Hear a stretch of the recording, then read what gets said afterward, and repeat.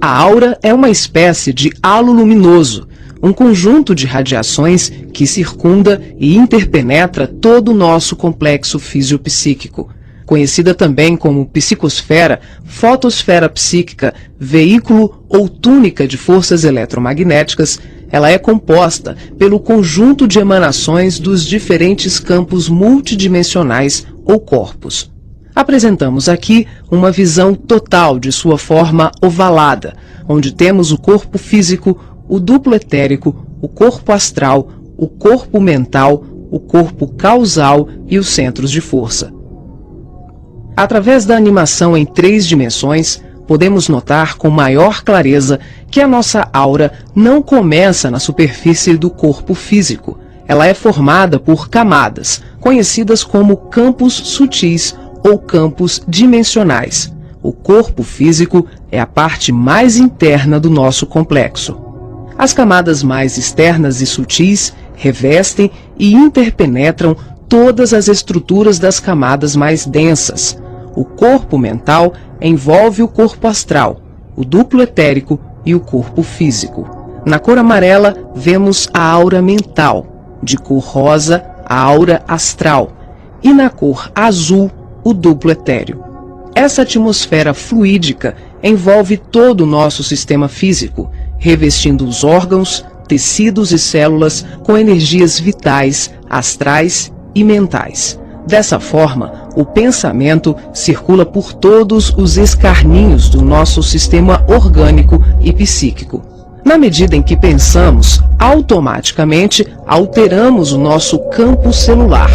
Todos os estados de bem-estar ou de enfermidade são consequências dos conteúdos mentais e emocionais. Sua multiplicidade de cores, suas formas e alterações, quando analisadas e estudadas, podem indicar os estados de saúde e emocional do ser humano.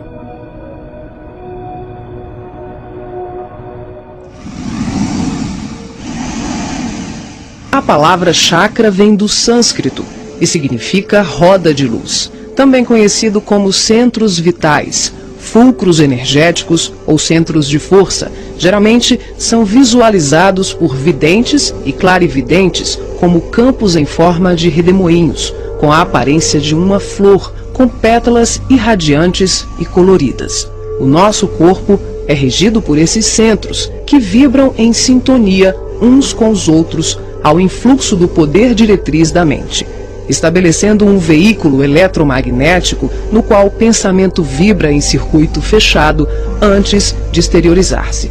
Cada célula do nosso corpo pode ser considerada um motor elétrico ou diminuto centro vital. O complexo humano é formado por centenas de chakras, que são classificados como mínimos, menores, maiores, secundários, principais e primordiais. Esses centros de força desempenham diversas funções, dentre elas a de reger as atividades fisiológicas dos órgãos a eles relacionados. Levando em conta as várias escolas que estudam o tema, definimos como primordiais 10 centros: o coronário, o cerebral ou frontal, o ágina, o laríngeo ou da garganta, o cardíaco, o gástrico ou solar, o esplênico, o umbilical, o genésico ou sexual e o fundamental. Na animação vemos a parte anterior e posterior de cada chakra, que juntas formam um só órgão. Esses centros de força giram em alternância, repetindo o sistema de respiração num movimento permanente de emissão e absorção de energia. O giro é sincronizado e complementar entre o chakra anterior e o posterior.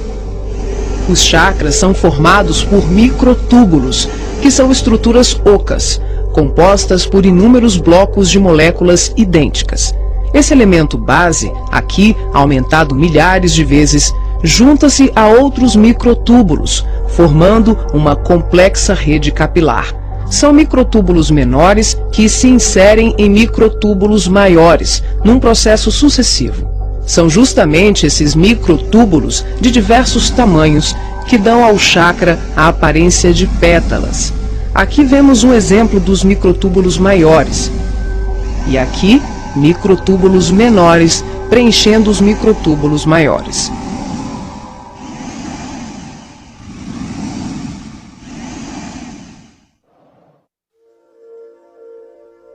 Assim como os chakras, a aura também é formada por microtúbulos, que podem ser vistos com maior precisão no duplo etérico.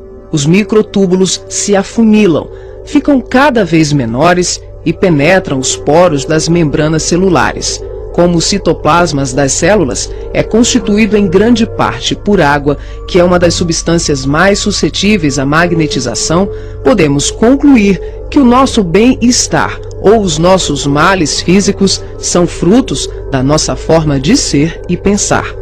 É assim que as vibrações positivas ou negativas geram saúde ou doença em nossas vidas. Tudo é resultado da direção e da qualidade que damos às nossas correntes mentais. Nessa animação, vemos através da aura e dos corpos. Os chakras estão ampliados e representados como lunetas se expandindo.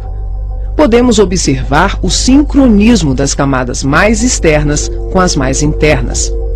Temos os campos ligados ao corpo mental em amarelo, ao corpo astral em rosa e ao duplo etéreo em azul. Os centros de força das camadas superiores envolvem completamente os centros das camadas mais densas. Cada parte da luneta está contida na outra. Os microtúbulos maiores são preenchidos pelos menores.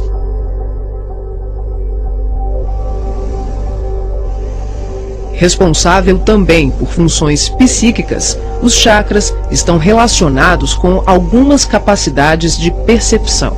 São núcleos importantíssimos em vários processos mediúnicos, formando uma rede complexa de assimilação, armazenamento e emissão de vibrações ou energias mentais ou sutis. Os centros de força podem ser considerados portais dimensionais, por onde fluem as correntes mentais que assimilamos e emitimos em regime de sintonia durante as diversas manifestações medianímicas.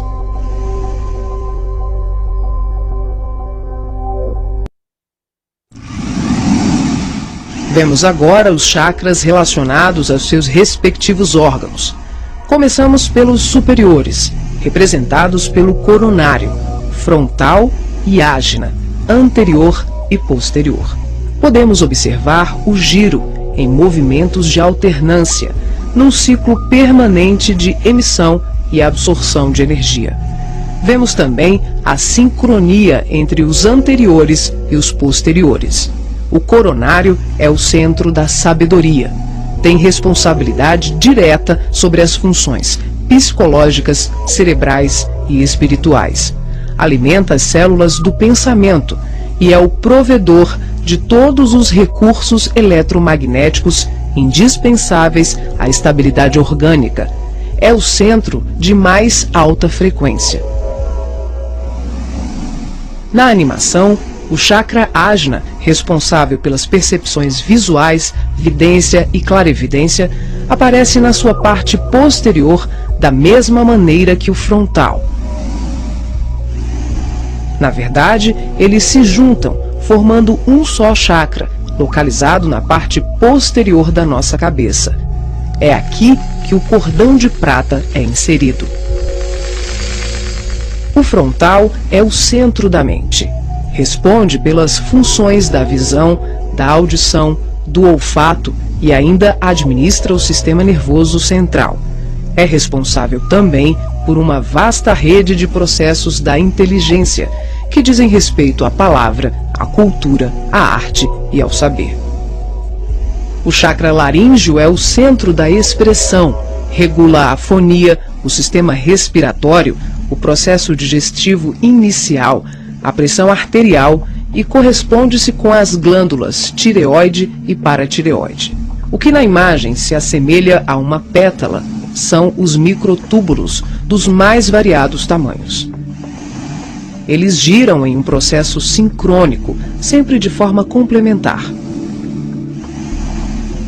O cardíaco é o centro do sentimento.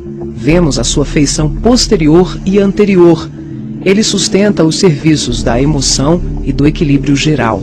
É o responsável pelas energias de todo o aparelho circulatório e se relaciona com o sistema nervoso parasimpático.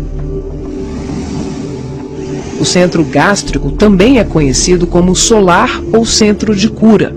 Um chakra de baixa frequência, o gástrico é uma das mais ativas usinas de fluidos vitais para exteriorização.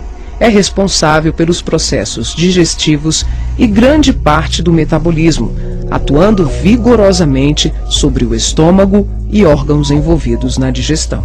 Dentro desses microtúbulos ocos, temos outros microtúbulos ocos. O chakra esplênico é um dos mais importantes. O centro do equilíbrio é também uma grande usina de fluidos. Ele regula a distribuição e a circulação adequada dos recursos vitais em nosso corpo. A feição de pétalas que vemos nessa animação é por conta dos microtúbulos maiores.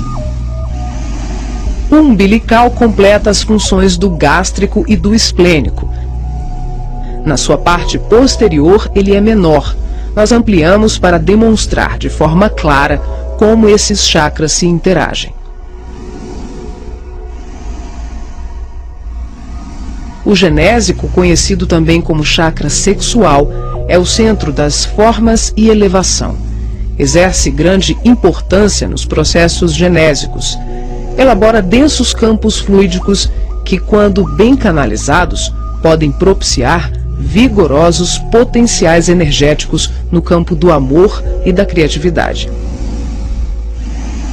O chakra fundamental trabalha como se fosse o posterior do coronário. Ele está na base inferior da coluna vertebral, na região do períneo, entre o ânus e os órgãos genitais. Forma, junto com o genésico e o básico, uma tríade, tão importante como o coronário, o frontal e o ágina. Integrado ao genésico, esse centro trabalha principalmente na captação de energias vindas da Terra, oriundas dos raios gama, da água e dos metais.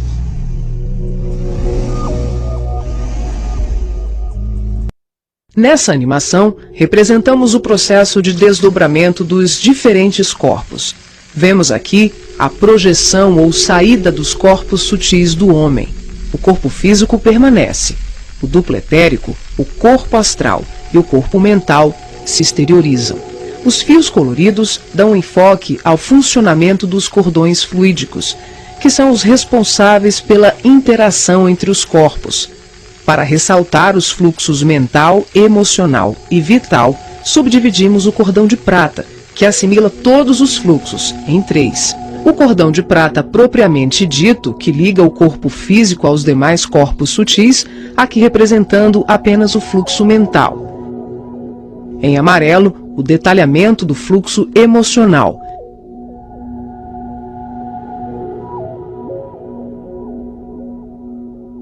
E na cor rosa, o fluxo vital. Esses cordões são semelhantes ao cordão umbilical, porém, a densidade deles é muito mais sutil. São, por assim dizer, vaporosos, uma espécie de laços aeriforme, luminescentes, e varia de acordo com a dimensão da região espiritual onde o ser se encontra. Quando ocorre esse tipo de desdobramento em que o duplo etérico, o corpo astral e o corpo mental se deslocam juntos, o médium não consegue alcançar grandes distâncias, devido à densidade do corpo etérico, que em síntese são emanações neuropsíquicas do corpo físico. Dessa forma, o espírito fica nas imediações do organismo carnal, e sua saída ou projeção é geralmente por tempo limitado. Esse fenômeno é muito comum no sono e também em desdobramentos parciais durante os trabalhos mediúnicos.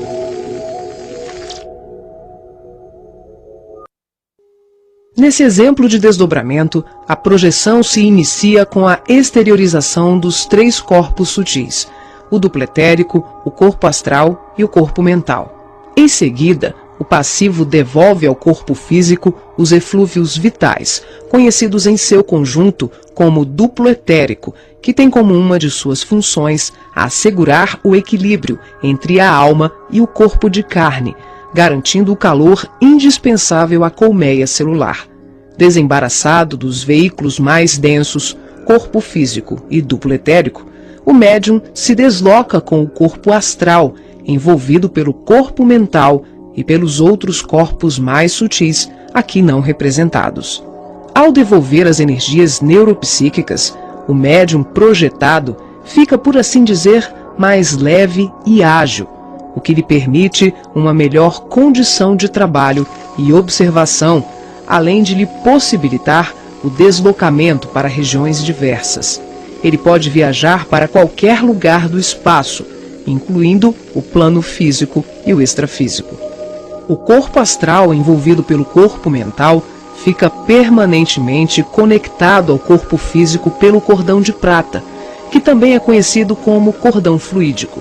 Trata-se de um laço, um feixe energético extremamente flexível e expansível, que é formado de microtúbulos, a exemplo dos chakras, e mantém um fluxo energético bidirecional entre os corpos densos e sutis.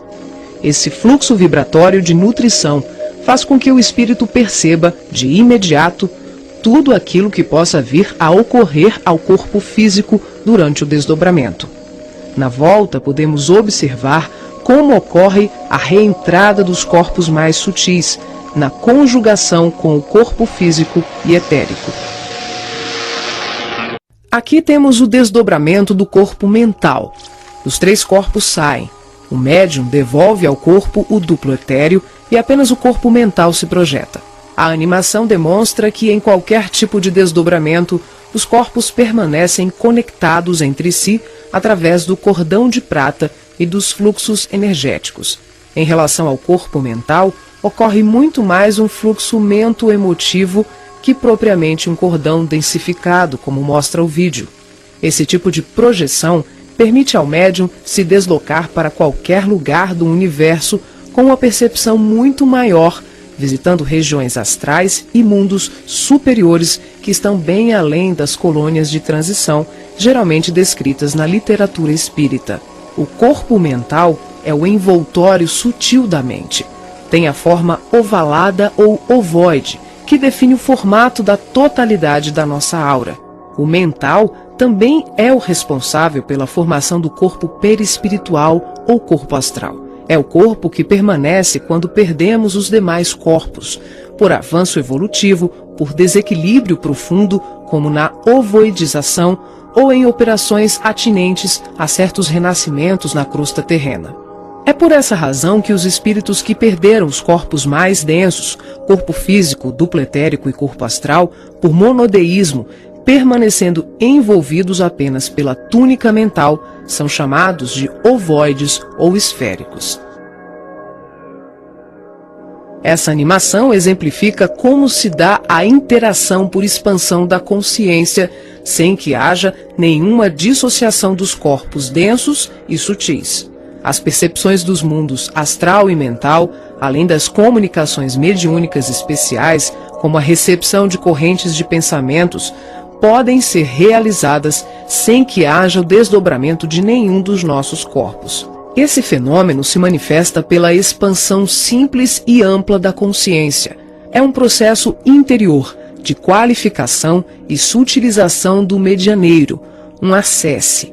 O ser vê, ouve, percebe e interage com outros seres e diversos mundos, sem que ocorra uma saída, uma viagem, um deslocamento. O espírito pode estar em vários locais ao mesmo tempo e perceber, tomar conhecimento de tudo o que o cerca e tudo o que o envolve a grandes distâncias. É o todo em cada parte, é cada ponto contendo o todo.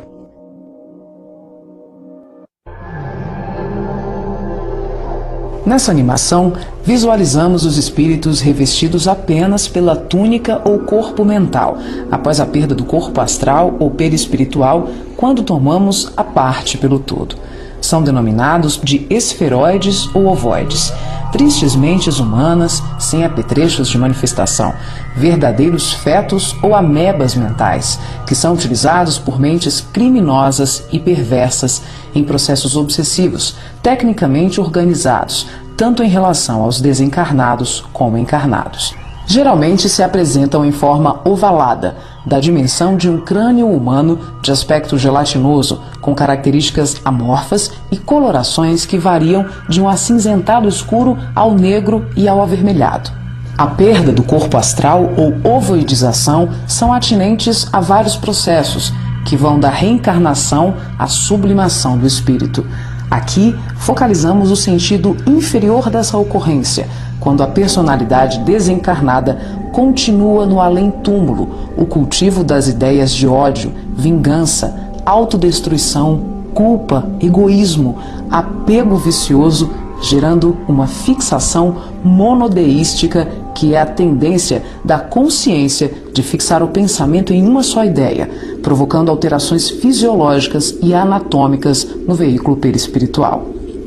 As partículas mentais circulam em circuito fechado pelo campo da aura e são absorvidas pelos chakras, provocando a assimilação de forças degradantes pelas células perispirituais, que passam a operar em regime de desequilíbrio, até que pela repetição incessante e de longo curso de tal mecanismo, o ser gasta, por assim dizer, o seu corpo astral ou perispiritual, ficando revestido apenas pelo corpo mental. Como a mente é o fundamento organizador de todos os nossos tecidos grosseiros e sutis, as cristalizações do pensamento em circuito fechado, em verdadeiros processos de auto-hipnose, de ondas negativas, de ódio, mágoas e diversos outros sentimentos de baixa vibração, acabam gerando uma atrofia do corpo espiritual da criatura em desequilíbrio, perdendo temporariamente o desenho humano. Os ovoides, quando são atraídos e localizados por mentes perversas no campo da aura de encarnados ou desencarnados, passam a viver em regimes simbióticos com suas vítimas, absorvendo-lhes as forças psíquicas em movimento automático de sucção, à semelhança de vários parasitas encontrados na natureza, levando à desorganização das estruturas psíquicas daqueles que lhes sofrem ação doentia. Dependendo das parcelas de créditos e débitos entre os litigantes de tão triste quadro, as relações vindicativas podem se prolongar para além da morte física do hospedeiro. Essas obsessões dolorosas não são ocorrências raras, mas processos comuns provocados pela ignorância e paixões daqueles que permitem enovelarem-se nas teias do ódio e da vingança. O caminho dos ovoides, em tão triste condição, é a esfera do recomeço, as reencarnações na crosta terrena ou em setores outros de vida congênere, tal qual a semente destinada à cova escura para trabalhos de produção, seleção e aprimoramento.